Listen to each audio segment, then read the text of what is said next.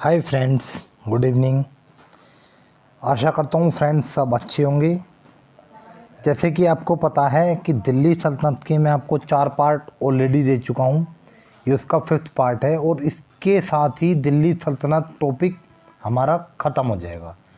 जितने भी सारे मुख्य तथ्य हैं सभी संभाल लिए गए इन 5 पार्ट्स के अंदर, व्याख्या सहित।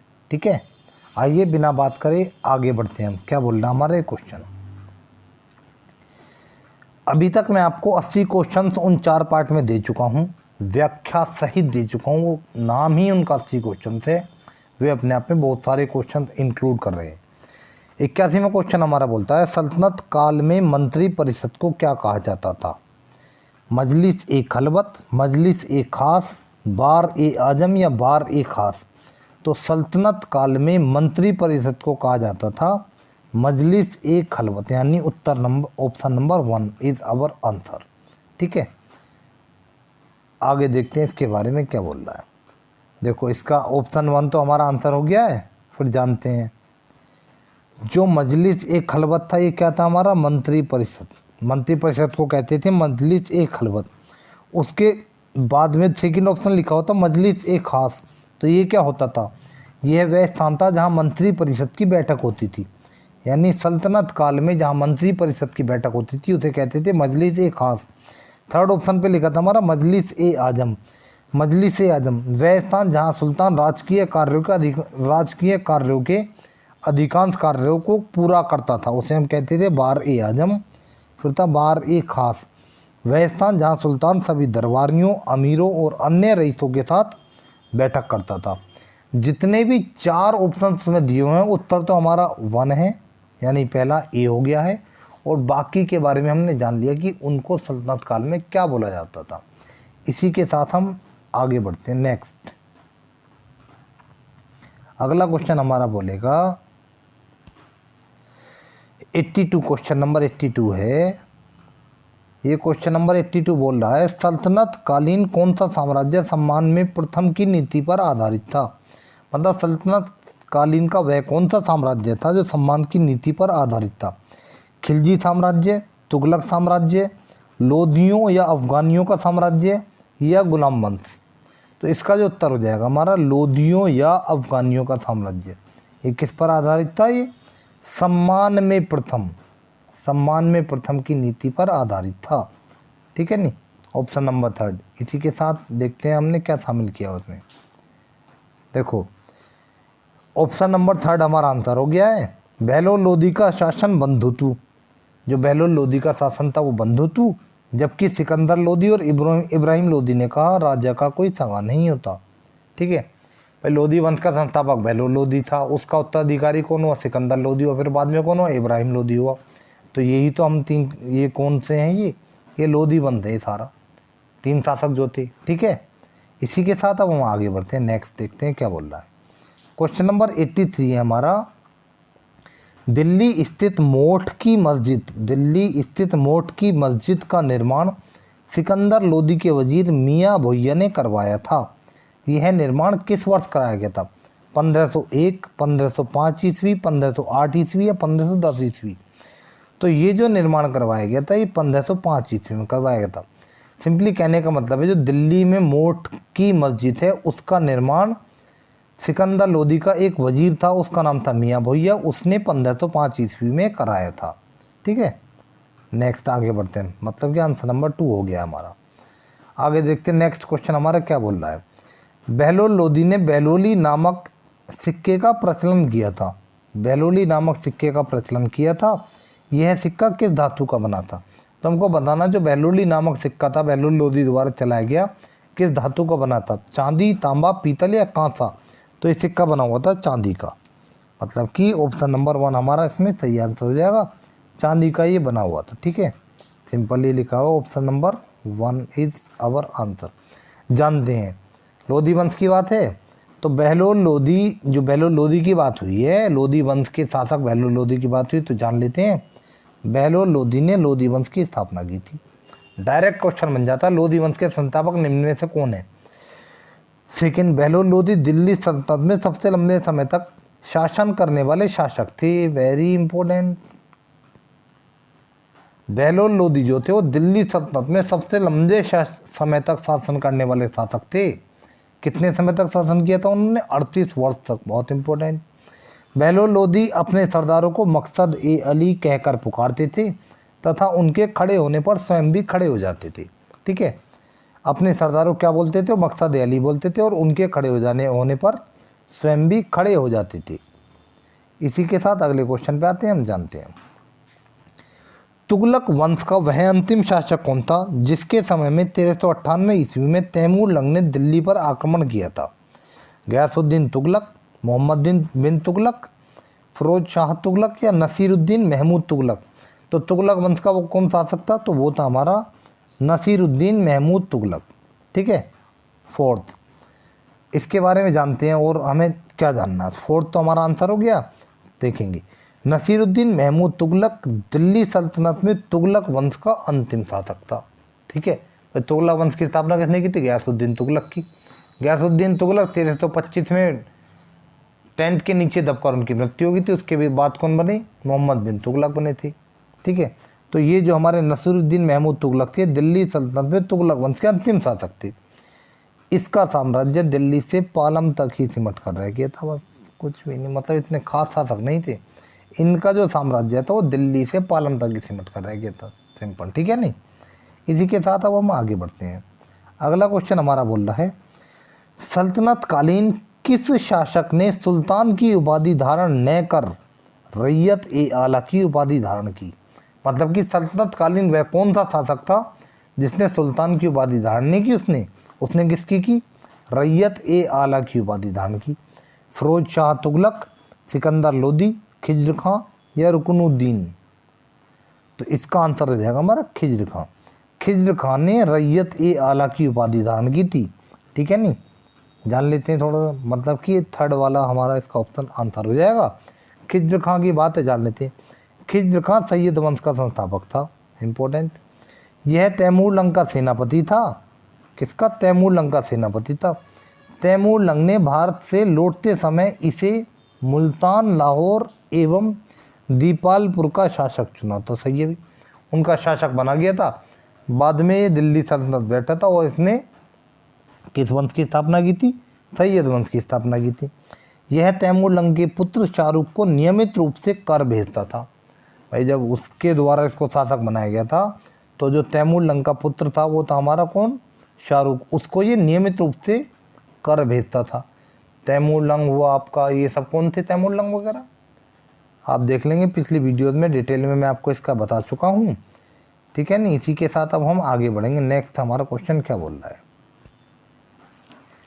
पिछली वीडियोस में मुझे लगता नहीं दिल्ली सल्तनत से बाहर कोई चीज़ बची होगी। दिल्ली सल्तनत के सभी तथ्यों को मैंने इसमें शामिल कर दिया इन वीडियोस में। इससे बाहर आपकी बात नहीं जाने वाली। अगला क्वेश्चन हमारा क्वेश्चन नंबर 87। इसको पहले ऊपर करते हैं। क्वेश्चन नंबर 87 हमारा क्या बोल रहा है? खिज्र खां का उत्तराधिकारी कौन था? मतलब कि जो सैयद वंश के संस्थापक थे खिज्र खां, उनका उत्तराधिकारी कौन था? पहला ऑप्शन है रुकनुद्दीन, दूसरा ऑप्शन है अल्तुनिया, तीसरा ऑप्शन है मुबारक शाह और चौथा ऑप्शन है बहलोल लोदी। तो सिंपल, जो खिज्र खां का उत्तराधिकारी था उसका नाम था मुबारक शाह। ठीक है, रुकनुद्दीन कौन था? इल्तुतमिश का पुत्र था। अल्तुनिया कौन था? जो रजिया थी उसने विवाह किया था इससे। तो इसका आंसर हो जाएगा हमारा ऑप्शन नंबर 3। ठीक है, जान लेते हैं थोड़ा सा। देखो, ऑप्शन नंबर 3 हमारा आंसर होगा इसका। खिज्र खां की मृत्यु 20 मई 1421 ईस्वी को हो गई थी। उसके बाद वो गद्दी पे बैठा था। ठीक है नहीं, इसका उत्तराधिकारी। सैयद वंश की जानकारी हमें याहिया बिन सरहिंदी की पुस्तक तारीख मुबारक शाही से मिलती है। मतलब कि जो सैयद वंश था उसकी जानकारी हमें कहाँ से प्राप्त होती है? तारीख मुबारक शाही से प्राप्त होती है, जिसकी रचना याहिया बिन सरहिंदी ने की थी। याहिया बिन सरहिंदी को मुबारक शाह का संरक्षण प्राप्त था। ये जो खिज्र खां थे उनका उत्तराधिकारी मुबारक शाह, जो हमने अभी पीछे पढ़ा है, उसका संरक्षण प्राप्त था किसको? याहिया बिन सरहिंदी को। इसी के साथ हम आगे बढ़ते हैं। अब हमारा क्वेश्चन नंबर 88। 88 क्वेश्चन हमारा बोल रहा है फिरोज काल में निर्मित किस मकबरे की तुलना ये थोड़ा गलत लिखा हुआ है, जेरूशलेम है ये, जेरूशलेम में निर्मित उमर के मस्जिद से की जाती है। ठीक है। चांद बीवी का मकबरा, खान ए जहां तेलंगानी का मकबरा, गयासुद्दीन तुगलक का मकबरा, या मोहम्मद बिन तुगलक का मकबरा। ये जेरूशलेम है। ठीक है नहीं। तो हमें बताना है कि फ़िरोज काल में वह कौन सा मकबरा निर्मित हुआ था जिसकी तुलना जेरूशलेम के उमर के मस्जिद से की जाती है।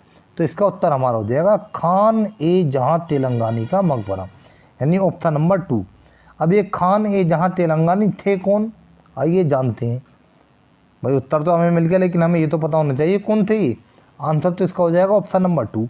देखो, यह मकबरा खाने जहां जूना शाह, एक व्यक्ति था खाने जहां जूना शाह, ने अपने पिता खाने जहां तेलंगानी की स्मृति में बनवाया था। किसकी याद में? खाने जहां तेलंगानी की याद में बनवाया था। खाने जहां तेलंगानी कौन थे? ये फ़िरोज शाह तुगलक के प्रधानमंत्री थे। सिंपल कहने का मतलब है खाने जहां तेलंगानी फ़िरोज शाह तुगलक के प्रधानमंत्री थे, उनकी याद में उनके पुत्र खाने जहां जूना शाह ने ये मकबरा बनवाया था, जिसकी तुलना किससे की जाती है? जेरूशलेम स्थित उमर की मस्जिद से की जाती है। आगे देखते हैं, इसकी तुलना जेरूशलेम में निर्मित उमर की मस्जिद से, ये मैं ऑलरेडी बता चुका हूँ, की जाती है। इंपॉर्टेंट है, फैक्ट जान लेंगे। आगे बढ़ते हैं, देखते हैं अगला क्वेश्चन हमारा। क्वेश्चन नंबर 89 बोल रहा है, फ़िरोज द्वारा निर्मित सिक्के अद्दा एवं विक किन धातुओं के बने थे? जो फ़िरोज ने सिक्के चलाए थे उनमें एक अद्दा था, एक विक था। हमें बताना वे किन धातुओं के बने थे? चांदी एवं तांबा, तांबा एवं कांसा, चांदी एवं कांसा, या पीतल एवं कांसा। तो ये अद्दा और विक जो बने थे ना, ये चांदी एवं तांबे के बने हुए सिक्के थे ये। ठीक है। किसने बनाए थे? फ़िरोज के द्वारा निर्मित थे। मतलब कि ऑप्शन नंबर 1 हमारा आंसर है। जब अद्दा और विक की बात है तो जान लेते हैं, इससे पहली वीडियो में बता चुका हूँ, लेकिन फिर भी मैंने एक बार रिकॉल करने के लिए आपको लिखा दिया है। इल्तुतमिश ने टका और जीतल चलाए थे। इल्तुतमिश ने जो टका और जीतल चलाए थे, और फ़िरोज ने अद्दा और विक चलाए थे। भाई टका और जीतल किसके बने हुए थे? ये किस धातु के बने हुए थे? कमेंट बॉक्स में कमेंट करेंगे। पिछली वीडियो में सारा दिल्ली सल्तनत का कोई फैक्ट मैंने ऐसे नहीं छोड़ा है जो इम्पोर्टेंट हो और रह गया हो। देख कर क्वेश्चंस बड़े इंपॉर्टेंट ढूंढकर मैंने आपके सामने रखे हैं। इसी के साथ अब हम आगे बढ़ते हैं। नेक्स्ट क्वेश्चन हमारा क्या बोल रहा है? अगला क्वेश्चन है हमारा, दिल्ली सल्तनत के किस शासक ने मुसलमानों को ताजिया निकालने एवं मुस्लिम महिलाओं को पीरों एवं संतों की मज़ार पर जाने के लिए प्रतिबंधित कर दिया था? वह कौन सा शासक था जिसने ऐसा किया था? मुसलमानों को तो उसने ताजिया निकालना और मुस्लिम महिलाओं को पीरों एवं संतों की मज़ारों पर जाने के लिए प्रतिबंधित कर दिया था। खिजर खां, बेलोल लोदी, सिकंदर लोदी या इब्राहिम लोदी? तो वो जो दिल्ली सल्तनत का शासक था वो था Sikandar Lodi, means third option. देखो थर्ड तो हमारा इसमें क्या हो गया? आंसर हो गया। आइए अब जब सिकंदर की बात है तो सिकंदर के बारे में थोड़ा जान लेते हैं। सिकंदर लोदी गुलरुखी के उपनाम से कविताएं लिखता था। वेरी इंपॉर्टेंट, डायरेक्टली क्वेश्चन बहुत एग्जाम में बना है और बनता रहता है अक्सर। दिल्ली सल्तनत का कौन सा शासक गुलरुखी के उपनाम से कविताएं लिखता था? तो कौन था वो? सिकंदर लोदी। इसने नगरकोट के ज्वालामुखी मंदिर की मूर्तियों को तोड़कर उसके टुकड़ों को कसाईयों को मांस तोलने के लिए दे दिया था। किसने? सिकंदर लोदी ने नगरकोट के ज्वालामुखी मंदिर की मूर्तियों को तोड़ा और उन मूर्तियों के टुकड़ों को कसाईयों को दे दिया था मांस तोलने के लिए। काफ़ी क्रूर शासक था ये। कौन? सिकंदर लोदी। आगे बढ़ते हैं इसी के साथ। नेक्स्ट क्वेश्चन नंबर है हमारा 91। सल्तनत कालीन किस शासक को स्वप्नशील, पागल एवं रक्त पिशाचु कहा जाता था? सिंपल, फ़िरोज तुगलक, मोहम्मद बिन तुगलक, इब्राहिम लोदी या कुतुबुद्दीन ऐबक? तो स्वप्नशील, पागल एवं रक्त पिशाचु कहा जाता था, वो कहा जाता था मोहम्मद बिन तुगलक को। ठीक है, मोहम्मद बिन तुगलक को कहा जाता था। आइए जान लेते हैं, मतलब कि ये हमारा ऑप्शन नंबर 2 हमारा सही आंसर है। मोहम्मद बिन तुगलक के बारे में एक दो फैक्ट और जानते हैं जो इम्पोर्टेंट हर एग्जाम में डायरेक्टली एज इट इज़ पूछे गए हैं। जैसे मैंने उनको समाहित किया ना, ऐसे के ऐसे ही पूछे गए। तो प्लीज़ क्वेश्चन आंसर के साथ साथ आप फैक्ट्स तथ्यों को भी समझते हुए चलेंगे, ठीक है, कुछ नहीं छोड़ा है। जानते हैं मोहम्मद बिन तुगलक को उसकी सनक भरी योजनाओं, क्रूर कृत्यों एवं दूसरों के सुख दुख के प्रति तिरस्कार भाव रखने के कारण ऐसा कहा जाता था। मतलब कि उसकी सनक भरी योजनाएं थी, क्रूर कृत्य और दूसरों के सुख दुख के प्रति तिरस्कार का भाव रखता था वो, ठीक है नहीं। जो मोहम्मद बिन तुगलक था उसकी सोच बहुत आगे की थी, उसकी सोच को उसकी प्रजा समझ नहीं पाई थी, और यही कारण हुआ था कि उसके सारे जितने भी उसने सोचा था ऐसा करेंगे वैसा करेंगे, सब के सब कुछ फेल हो गया था। जैसे सांकेतिक मुद्रा नहीं चल पाई थी, कराची अभियान था, ठीक है नहीं। फिर आगे मोहम्मद बिन तुगलक दिल्ली सल्तनत का पहला ऐसा शासक था जो हिंदुओं की होली एवं अन्य धार्मिक उत्सवों में भाग लेता था। ऐसे डायरेक्ट पूछा था, दिल्ली सल्तनत का वह शासक कौन था जो हिंदुओं की होली एवं अन्य धार्मिक उत्सवों में भाग लेता था? कौन था वो? मोहम्मद बिन तुगलक। इसी के साथ अब हम आगे बढ़ते हैं। नेक्स्ट क्वेश्चन हमारा बोलना है, सर्वाधिक मंगोल आक्रमण किसके समय में हुए? इल्तुतमिश, गयासुद्दीन तुगलक, अलाउद्दीन खिलजी या मोहम्मद बिन तुगलक? तो जो सर्वाधिक मंगोल आक्रमण हुए थे वो अलाउद्दीन खिलजी के समय में हुए थे। मतलब कि ऑप्शन नंबर 3 हमारा आंसर है। जानते हैं, देखो ऑप्शन नंबर 3 हमारा आंसर हो गया है। अलाउद्दीन खिलजी के समय में सर्वाधिक मंगोल आक्रमण हुए थे, ठीक है, हुए थे। ये आक्रमण 1297 से 1306 ईस्वी के बीच हुए थे और इनकी कुल संख्या 6 थी। मंगोल आक्रमणों की कुल संख्या 6 थी और ये 1297 से 1306 ईस्वी के बीच हुए थे। आगे बढ़ते हैं, क्वेश्चन नंबर है हमारा 93। दिल्ली के किस सुल्तान को नग्न स्त्री पुरुष की संगत पसंद थी? मतलब कि दिल्ली सल्तनत का वह कौन सा सुल्तान था जिसे नग्न स्त्री पुरुष की संगत पसंद थी? मोहम्मद बिन तुगलक, गयासुद्दीन तुगलक, अलाउद्दीन खिलजी या कुतुबुद्दीन मुबारक खिलजी? तो इसका भी उत्तर हमारा होगा मोहम्मद बिन तुगलक। मोहम्मद बिन तुगलक को नग्न स्त्री पुरुष की संगत पसंद थी, ठीक है। आइए जानते हैं। अरे नहीं, मैंने क्या बोला, ये सॉरी एक मिनट, सॉरी, ये मोहम्मद बिन तुगलक नहीं था, ये तो खिलजी वंश का शासक था। खिलजी वंश का कौन शासक था? कुतुबुद्दीन मुबारक खिलजी था ये, जिसको नग्न स्त्री पुरुष की संगत पसंद थी। मतलब कि हमारा ऑप्शन नंबर 4 जो है वो है करेक्ट आंसर। आइए अब जानते हैं। इतिहासकार बर्नी के अनुसार ये कभी कभी नग्न होकर दरबारियों के बीच दौड़ता था। किसके अनुसार? बर्नी के अनुसार। बर्नी एक इतिहासकार थे। कुतुबुद्दीन मुबारक खिलजी अलाउद्दीन खिलजी की मृत्यु के बाद दिल्ली की गद्दी पर बैठा था और उसने स्वयं को खलीफा घोषित किया था। कहने का मतलब है जो कुतुबुद्दीन मुबारक खिलजी था ये अलाउद्दीन खिलजी के बाद में शासक बना था और ये शासक बनने के समय इसने स्वयं को खलीफा घोषित किया था, ठीक है। और ये दिल्ली सल्तनत का ऐसा शासक था जिसे नग्न स्त्री पुरुषों की संगत पसंद थी, ठीक है। नेक्स्ट आगे बढ़ते हैं अब हम।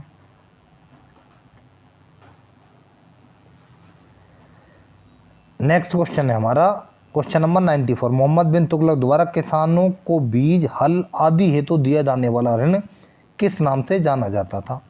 खराज, जकात, सौंदर या इनमें से कोई नहीं?